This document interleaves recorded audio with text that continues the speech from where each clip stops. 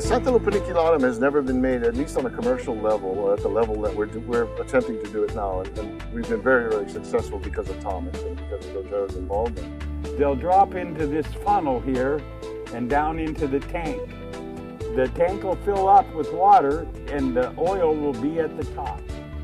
And I draw the oil off right here. It was very difficult because everybody in the world was saying, well, it's just another species, it's this, it's that. But over the last 2.5, 3 years, working with it, distilling it, finding out that its properties are, I believe, to be better than anything in the world, and I think we're about ready to prove that. There isn't very much of this in the world, and I get to put my hands right in it. Look at that. This holds 700 pounds of sandalwood chip. The lid will be on it after we finish filling it. Once it starts down that pipe, it heads to a heat exchanger. We take the vaporized oils and they separate.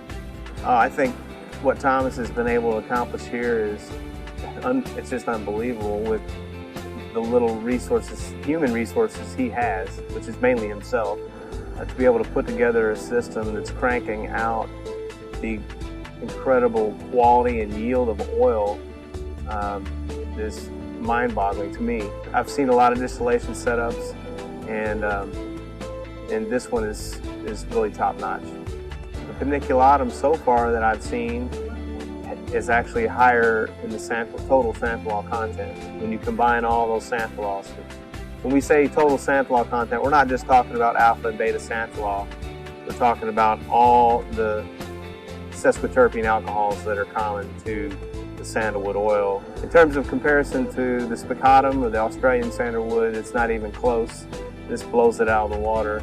So we don't even bother comparing it to that. You got to look at what goes into the production of this, from lifting whole trees out by helicopter, which is how they do it in some of the cases here in Hawaii, and then the process of removing the sapwood, getting to the heartwood or getting to the root bud, and then chipping it up into little tiny pieces by the time it makes it to the still, and then the amount of fuel that's required and energy that's required to get the oil out of the actual wood over a distillation period of days.